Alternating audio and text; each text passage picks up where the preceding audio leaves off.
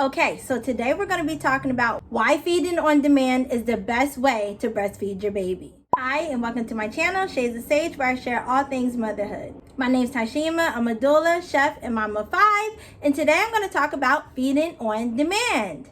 So, it is World Breastfeeding Week all this week, and breastfeeding is near and dear to my heart because I believe it is the best nutrition that you can offer your baby or give to your baby throughout their infancy and beyond. So I have breastfed exclusively all 5 of my children. I am currently breastfeeding, and so I want to talk about the best way to do it because feeding on demand is the best way to do it. It is literally what the breasts were designed and made for to do, is to breastfeed your baby. And I have a whole bunch of tips on this channel about supply and how to get started with breastfeeding, pumping, and everything like that. So check out my breastfeeding, playlist if you are interested. But the golden standard is feeding on demand because your baby and your body work together. When you are breastfeeding your baby straight from the breast, they get so much from you, and they also give so much to you. So when you're breastfeeding your baby and they are drinking your breast milk, they are the ones who set the pace for your supply. So how much milk is available to them.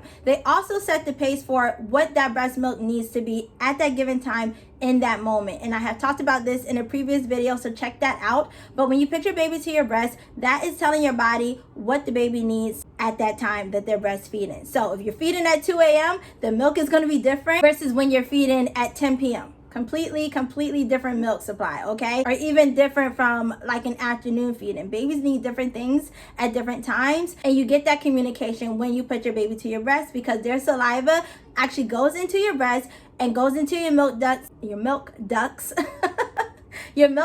and tells your body what kind of breast milk the baby needs. So if it's nighttime, you may notice you may be one of those moms who nurse to sleep, and so at nighttime your melatonin and your breast milk will be higher than it was during the daytime. So say during when your baby is waking up, because your body is preparing your baby to go to sleep. So at nighttime it will have all of those hormones to help your baby fall asleep, help your baby stay asleep throughout the night and things like that. And so that's one of the biggest benefits to feeding on demand, because you get that information in real time, right? And it will tell your body, or it will tell your breast how much fat to put in the milk, how much protein to put in the milk at that time, how many calories to put in the milk at that time. Because if your baby is going into a growth spurt, they're going to need more calories, and you may notice your baby eating more, wanting to eat more, wanting to breastfeed more in all of those instances. If they're going through a growth spurt, if they are reaching like a developmental milestone, a physical milestone, they may nurse during those times more often, more frequently, and the breast milk will be customized to whatever your baby needs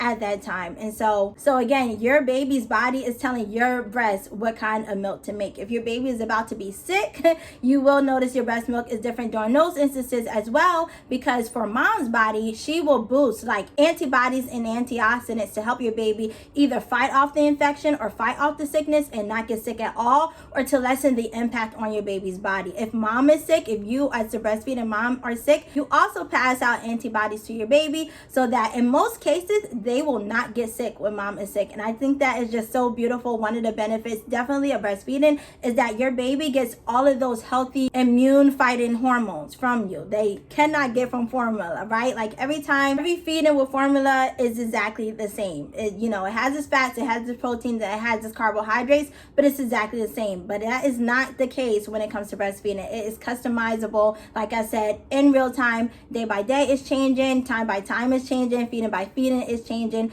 daytime versus nighttime, and everything like that. So when you put your baby to your breast, you are in direct communication with their bodies, and I just love that so much. I just feel like that is just so wonderful. And actually they come out with like new research and new studies that show, like for pumping moms, if you are a pumping mom, to label your milk with the time and a date. So obviously we should be dating it if it's going in the freezer or if it's going in the refrigerator, but also put the time on there, because what happens is, like I said again, at nighttime you're producing sleeping hormones for your baby and your breast milk. So if you're pumping at nighttime, right, so say like pumping at 7 p.m. and then you give your baby that milk in the daytime, that may make them sleepy, and vice versa. Like if you're giving them your fresh morning wake up milk, right, at nighttime, that may make them more alert. So definitely, if you are a pumping mom, label your milk, and put the time on it as well, so that you can kind of like give the baby the same milk at the same period of time in a day, and kind of like replicate or mimic the benefits of feeding straight from the breast. But again,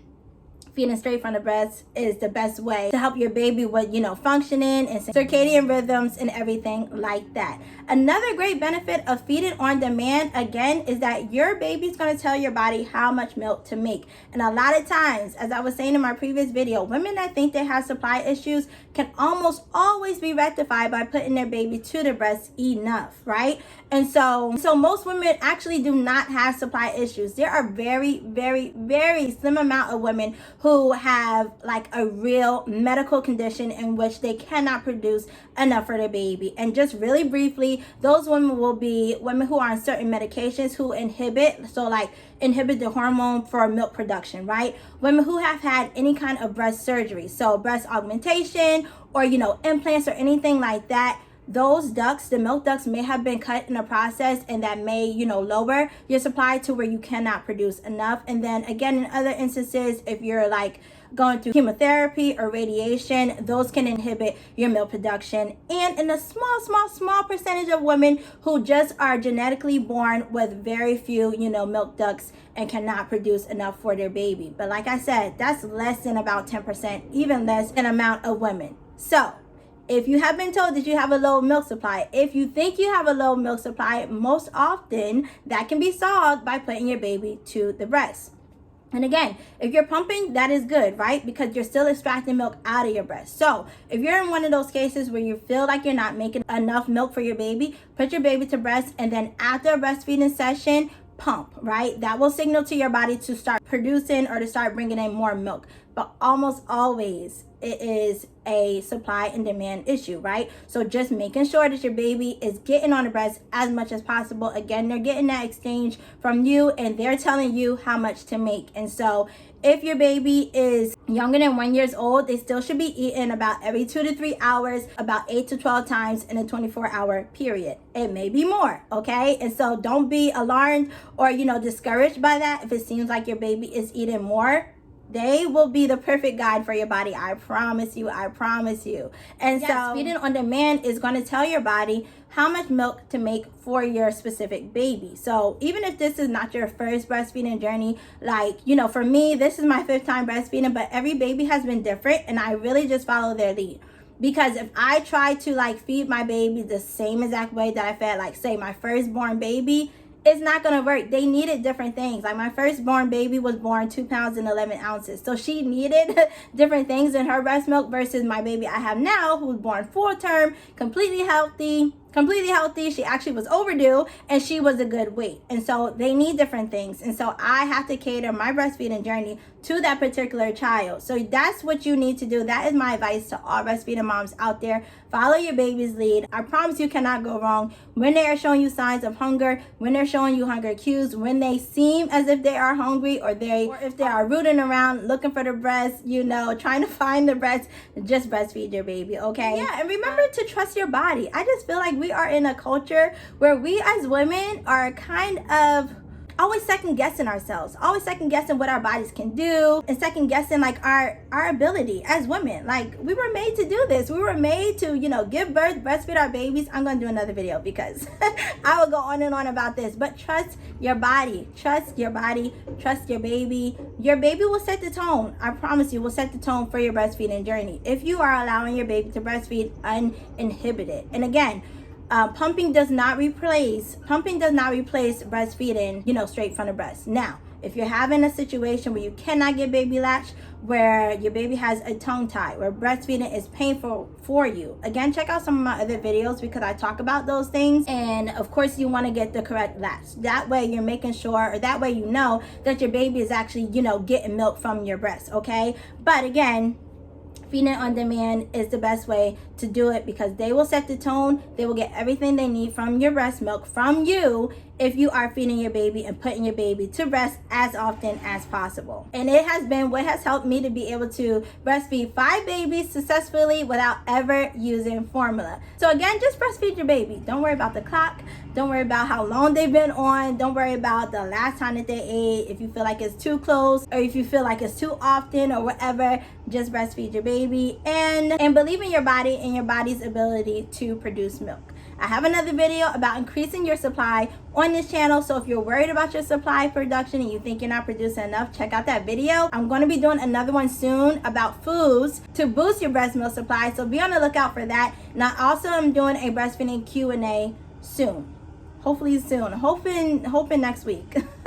Somewhere around there. I just got to find the time to schedule it out. So thank you for watching today's video. I hope that it was helpful. I hope that it encouraged you on your breastfeeding journey, and I am here to support you on your breastfeeding journey. Again, I am a breastfeeding counselor, so if you want to connect with me, individually and tell me your story, your concerns, anything like that, you can always find me on Facebook, TikTok, Instagram, and of course here on YouTube. And I think that's all for today. Share with me how your breastfeeding journey is going, and I just love reading all the comments and all the encouraging words that you guys share with me about your pregnancy and your birth and breastfeeding. So thank you for that so much. Remember to let your story be your power. If you watched all this video, if you watched the whole entire video, give me a butterfly emoji. I don't think I've used that one yet, right? The blue butterfly emoji. I will show you what it looks like because I just love that emoji. And yeah, I'll see you in my next video. Bye.